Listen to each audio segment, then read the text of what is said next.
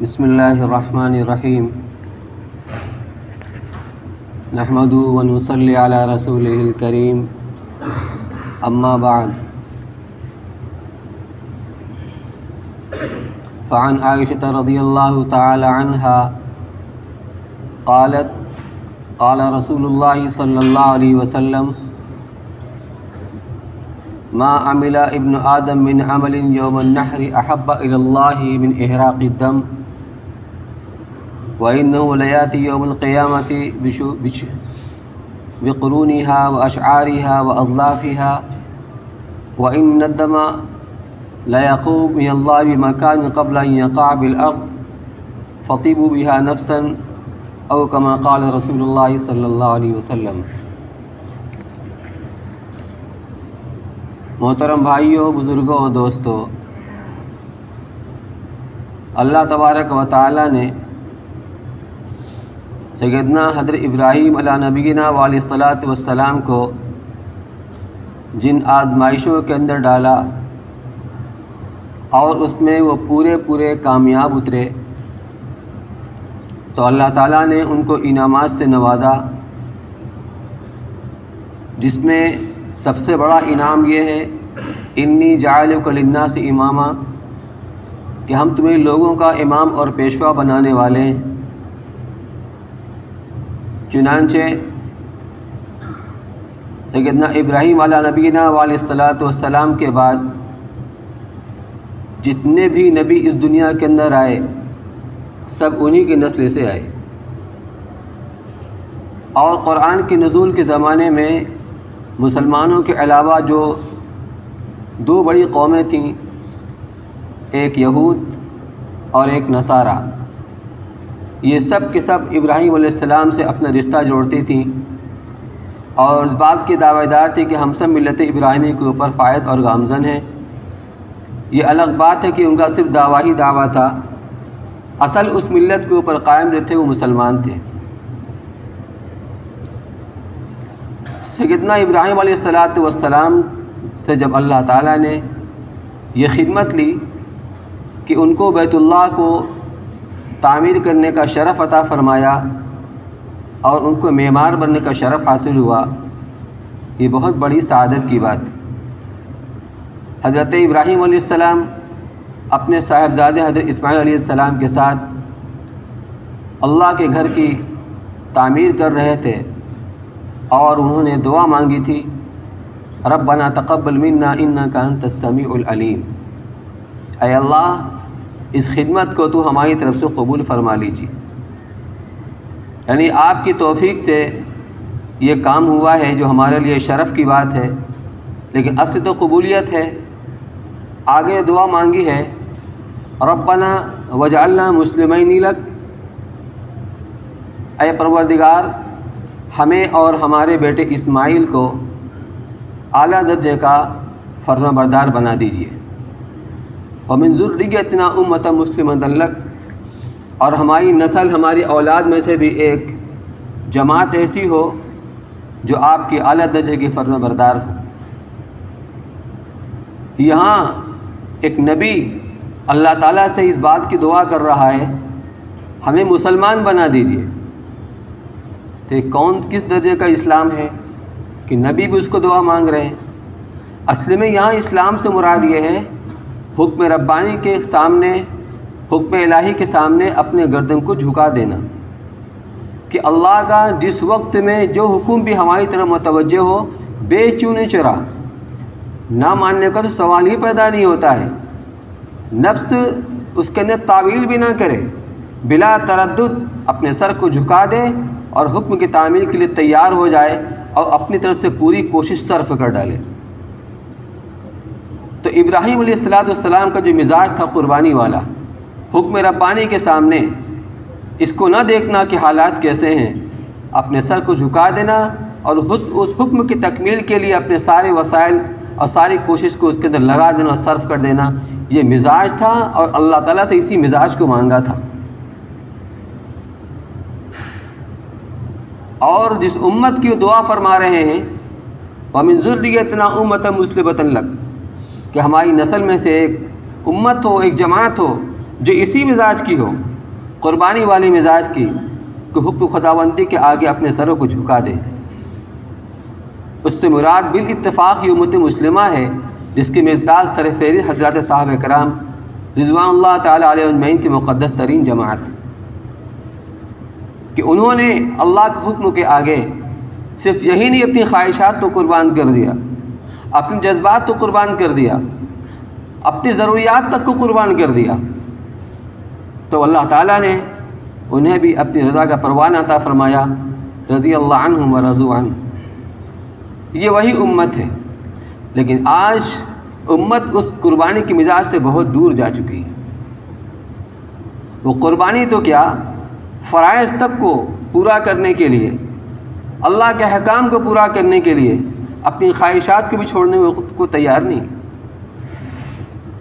اپنے کاروبار کو بھی چھوڑنے کو تیار نہیں، اس مزاج سے بہت دور جا پڑی۔ ضرورت ہے اس مزاج میں اپنے آپ کو ڈھالنے کی۔ تو شروع سے اللہ تعالیٰ نے انہیں مختلف آزمائشوں سے گزارا، اور ان آزمائشوں کے اندر ابراہیم علیہ السلام کھرے اترے، پورے اترے۔ اور سب سے بڑی آزمائش یہ تھی کہ ابراہیم علیہ السلام کو خواب کے ذریعے دکھلایا گیا تھا، جس کا انہوں نے اظہار اس طریقے سے کیا، یا بنیا انی ارا فی المنام انی اذبحک فانظر ماذا تری، بیٹے میں نے خواب میں دیکھا ہے کہ میں تمہیں ذبح کر رہا ہوں، لہٰذا تم بھی دیکھ لو، غور کر لو تمہاری کیا رائے ہے۔ اس سے معلوم یہ ہوتا ہے کہ انبیاء کرام علیہ السلام کا خواب بھی وحی کی حیثیت رکھتا ہے۔ اللہ تعالیٰ کو نہ ابراہیم علیہ السلام سے اپنے بیٹے کو ذبح کروانا مقصود تھا، نہ اسماعیل علیہ السلام کو ذبیحہ بنانا مقصود تھا۔ اگر ڈائریکٹ کی حکم دیا جاتا تو اس میں اتنا امتحان نہ ہوتا۔ خواب کے ذریعے سے ابراہیم علیہ السلام کو حکم دیا گیا، یعنی اشارہ ربانی کو سمجھایا گیا، تو ابراہیم علیہ السلام کو انسانی نفس کے اندر یہ گنجائش رہتی کہ وہ اس کی تعویل کر لے، کوئی اور تعویل کر لے، اس کا یہ مطلب ہو سکتا ہے، اس کی یہ تعبیر ہو سکتی ہے، اس کی یہ بھی تعبیر ہو سکتی ہے۔ تو انسانی نفس کو تعویل کرنے کی اس کے اندر گنجائش ہوتی۔ لیکن ابراہیم بھی اللہ کے خلیل تھے علیہ السلام، انہوں نے اس کو حکم ربانی سمجھا، خود اس کے لیے تیار ہو گئے، لیکن بیٹے سے پوچھ رہے ہیں اس لیے کہ بیٹا تیار ہوگا تو ہم ذبح کریں گے۔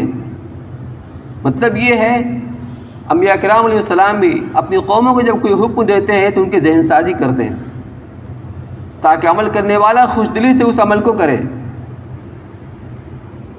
یہ نہیں کہ اب آ گیا تو کرنا ہی پڑے گا۔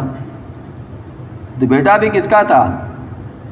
ابراہیم علیہ السلام کے بیٹا اسماعیل علیہ السلام، وہی مزاج تھا قربانی کا، یا ابت افعل ما تؤمر۔ وہاں یہ کہہ رہے ہیں کہ انی ارا فی المنام، بیٹے میں خواب دیکھ رہا ہوں، اور بیٹا کیا کہہ رہا ہے جواب میں؟ یا ابتی افعل ما تؤمر، ابا جان جس کام کا آپ کو حکم دیا گیا ہے آپ اسے کر گزریے۔ اس کو حکم سے تعبیر کر رہا ہے بیٹا، وہ بھی سمجھتا ہے کہ میرے والد کو اور اللہ کے نبی کو جو خواب دکھلایا گیا ہے وہ اللہ کی منشا ہے، اشارہ ربانی ہے، اس کو حکم کا درجہ دیتے ہیں۔ جو بھی آپ کو حکم دیا گیا ہے آپ اسے کر گزریے، بے دریغ، کوئی اس کے اندر تردد نہ کیجیے۔ ابراہیم علیہ السلام یہی چاہتے تھے، باپ بھی تیار، بیٹا بھی تیار، باپ ذبح کرنے کے لیے، بیٹا ذبح ہونے کے لیے۔ کتنی بڑی آزمائش تھی، بڑھاپے کی کمائی تھی۔ جب اولاد کا موسم ہوتا ہے اس پہ کوئی اولاد نہیں ہوئی، بے موسم کی اولاد ہے۔ ابراہیم علیہ السلام بڑھاپے کی عمر کے پہنچ چکے ہیں، 100 سال کے پار یا 100 سال کے آس پاس ان کی عمر ہے، اور بیٹے کی عمر 13 سال ہے۔ قرآن کیا کہتا ہے؟ فلما بلغ معه السعی، جب وہ بیٹا چلنے پھرنے کا قابل ہو گیا اور باپ کے ساتھ باپ کا ہاتھ بٹانے کے قابل ہو گیا، اس وقت ارمانوں سے مانگی ہوئی اولاد کے بارے میں یہ اشارہ ربانی ہوتا ہے، اسے قربان کر دو۔ ابراہیم علیہ السلام اس کے لیے تیار ہو گئے، بہت بڑی قربانی تھی۔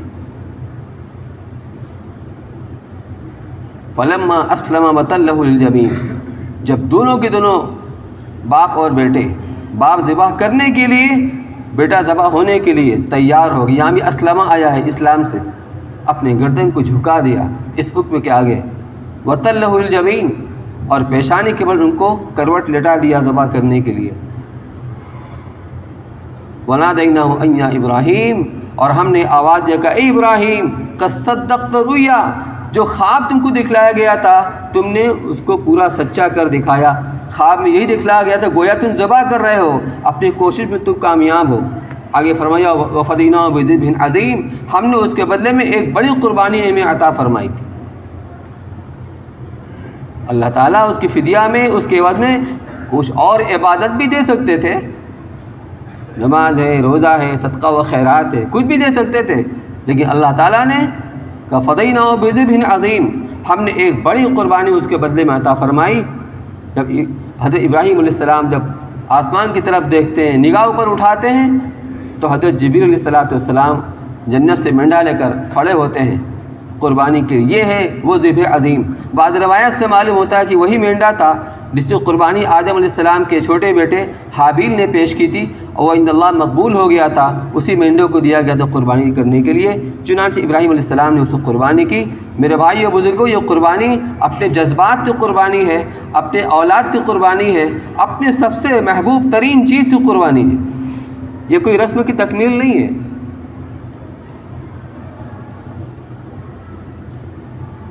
اس لیے حضرات صحابہ کرام نے اللہ کے رسول صلی اللہ علیہ وسلم سے پوچھا تھا، یا رسول اللہ ما هذه الاضاحی، اے اللہ کے رسول اس قربانی کی حقیقت کیا ہے، اس کا پس منظر کیا ہے، کیا یہ صرف ہماری شریعت کے اندر مشروع ہوئی ہے یا گزشتہ و سابقہ شریعتوں کے اندر بھی مشروع رہی ہے؟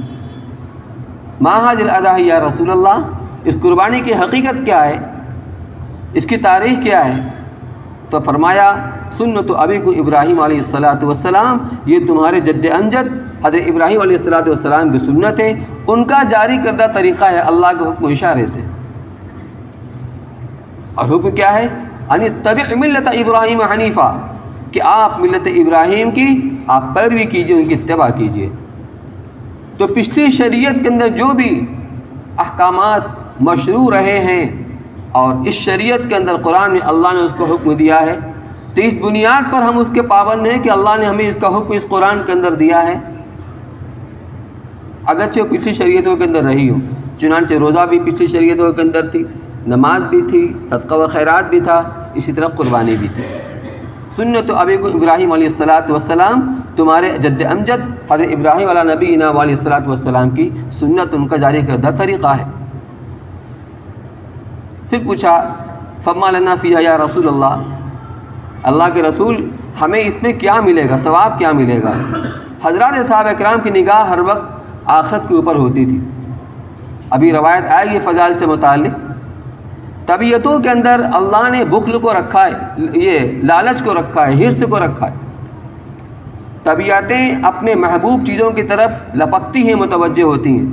یہ الگ بات ہے کہ اگر صاحب طبیعت اس بندے کا تعلق آخرت کے اعمال سے ہوتا ہے، اس کے ایمان مضبوط ہوتا ہے، اس کا یقین قوی ہوتا ہے، تو وہ ان اعمال کی طرف لپکتا ہے تیزی سے، جس سے اس کی آخرت بنتی ہے، اس کا بھلا ہوتا ہے آخرت کے اعتبار سے۔ لیکن اگر اس کا تعلق دنیا سے ہوتا ہے، بس اس کی نگاہ میں دنیا سب کچھ ہے، تو پھر وہ ان چیزوں کی طرف لپکتا ہے جس کا تعلق اس کے دنیاوی مفاد سے ہوا کرتا ہے۔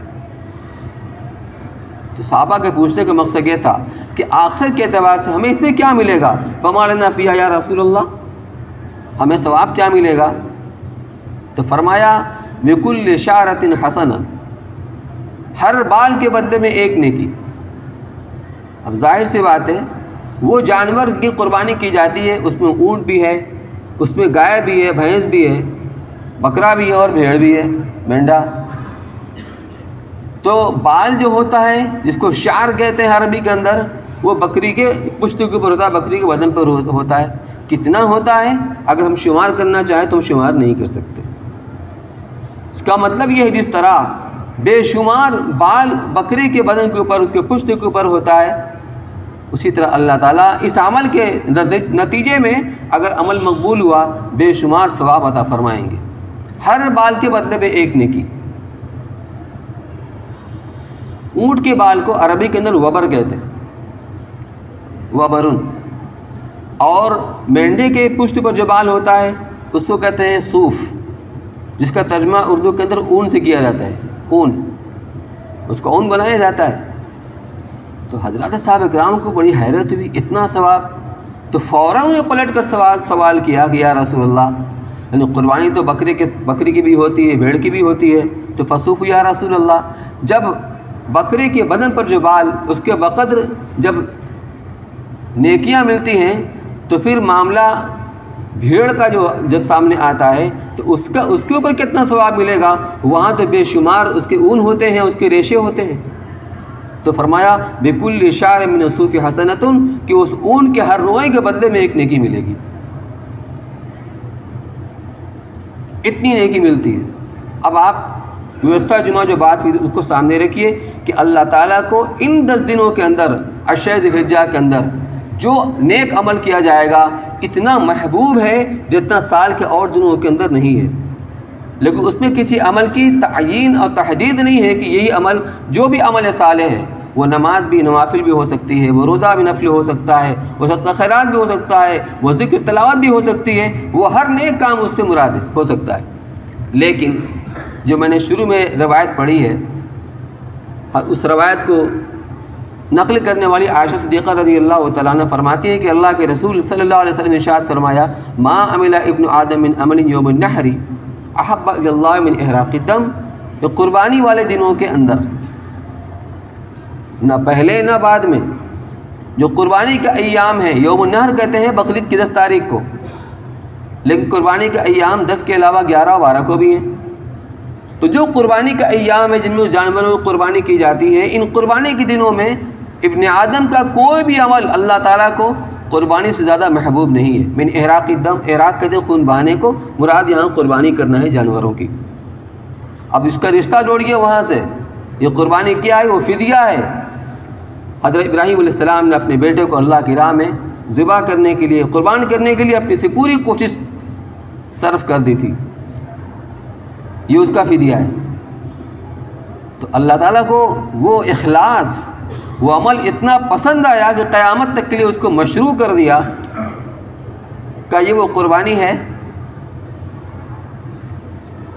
تو ابن آدم کا کوئی بھی عمل ان قربانی کے دنوں کے اندر، روزہ ہو، نماز ہو، روزہ تو خیر ہے نہیں، روزہ 9 تاریخ تک ہے، 10، 11، 12، 13 اور عید کے دن، سال کے 5 دن کے اندر روزہ رکھنا حرام ہے۔ عیدین میں تو اللہ کا بندہ مہمان ہوتا ہے، تو آدمی کسی کہیں مہمان بنے اور روزہ سے ہو تو میزبان کے لیے توہین کی بات ہے، سبکی کی بات ہے۔ تو یہ 5 دن، ان دنوں میں روزہ رکھنا حرام ہے۔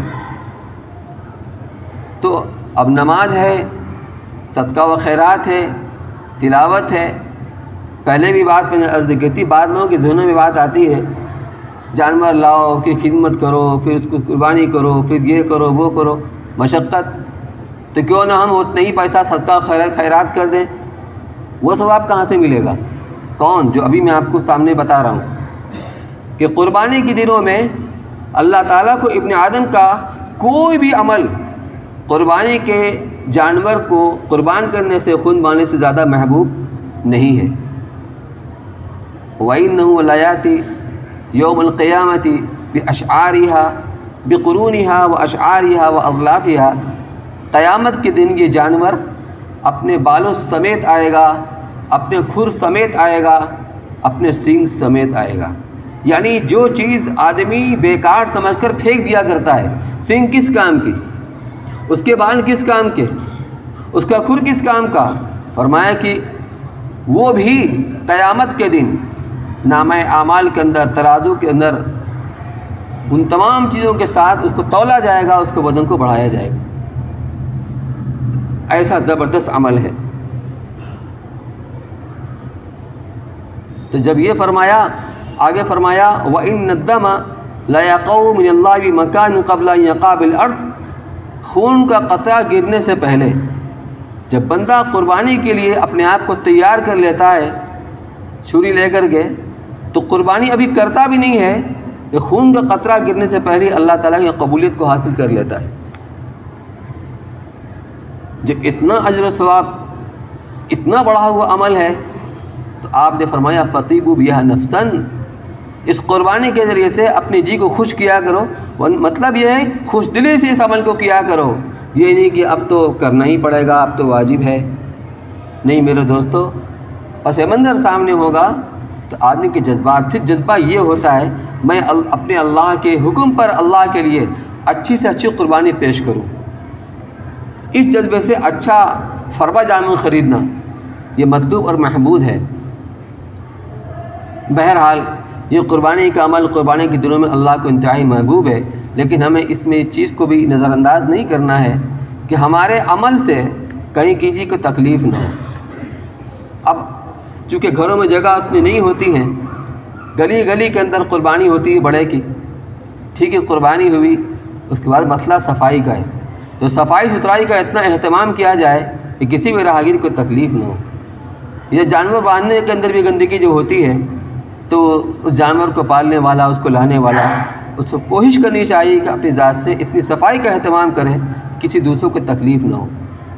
ہمارے عمل سے کسی کو تکلیف نہیں ہونی چاہیے، پھر ایک غلط پیغام جاتا ہے کہ مسلمان ایسا ہوتا ہے۔ صفائی ستھرائی کا اہتمام۔ دوسری بات یہ عرض کرنی ہے، گزشتہ جمعہ بھی اعلان کیا گیا تھا کہ جمعیت علماء بنارس کی طرف سے یہ اہتمام کیا گیا ہے گزشتہ سال کی طرح کہ قربانی کا جگہ جگہ جہاں ضرورت ہے علاقوں کے اندر بڑے قربانی کی جاتی ہے، جس سے فی حصہ 2000 روپیہ، اگرچہ یہ بہت کم مقدار ہے، لیکن اس چیز کو سامنے رکھ کر 2000 مقرر کیا گیا ہے کہ بعض لوگ جو واجب قربانی کر نہیں پاتے ہیں، اور ایسے لوگوں کے فون بھی دستیاب ہوئے ہیں کہ بڑا اچھا ہوا آپ نے 2000 کا اعلان کیا، اب ہماری کوشش ہے کہ ہم کسی طرح 2000 کا انتظام کر کے اپنی واجب قربانی ادا کریں۔ اس لیے جو ابھی اس میں حصہ نہیں لے سکے ہیں تو 7 ذی الحجہ تک وہ اپنا نام ذمہ داروں کو لکھا دیں۔ اس طرف کے ذمہ دار مولانا عمار یاسر صاحب ہیں، اور ادھر مفتی ابو صالح صاحب ہیں، مولوی شکیل صاحب ہیں، مالتی باغ میں میری دکان پر رضوان وغیرہ وغیرہ۔ اور دوسری اہم بات یہ ہے کہ کھال کے ذریعے سے مدارس کی بہت ساری ضرورتیں پوری ہوا کرتی تھیں، لیکن چند سالوں سے اس کی قیمت اتنی یا بے قیمت ہو گئی ہے کہ کبھی کبھی یہ ایک بوجھ بن جاتی ہے۔ تو مدرسے والوں نے آپ حضرات کا شکریہ ادا کیا ہے، جس طرح آپ نے پہلے کھال دی، اب بھی آپ کھال دیجیے، لیکن کوشش یہ کیجیے کہ ہمارے پاس افراد نہیں ہیں، آپ اپنی کھال قریبی علاقے میں آپ پہنچوا دیجیے۔ یہاں اشفاق نگر کے لیے مسجد اشفاق نگر کے نیچے انتظام کیا گیا ہے، ریوی تالاب والوں کے لیے عربیہ مدرسہ جامعہ اسلامیہ وہاں انتظام کیا گیا ہے، انصار نگر والوں کے لیے مسجد محمود انصار نگر میں، اور پانڈیا حویلی مدن پورہ، دیوناتھ پورہ، مالتی باغ، سدان بازار وغیرہ یہ جامعہ اسلامیہ قدیم بلی کے اندر، شیوالے میں حاجی حاجم صاحب سوت والے مکان کے اوپر جو مسجد کے پڑوس میں ہے وہاں انتظام کیا گیا ہے۔ اسی طرح بجڈیاں میں جو علاقہ چھائی پر ہے اس کا مدنی مسجد میں، اور جکھا پر مسجد حمید میں انتظام کیا گیا ہے۔ اللہ تعالیٰ ہم سب کو عمل کی توفیق نصیب فرمائے۔ وآخر دعوانا الحمدللہ رب العالمین۔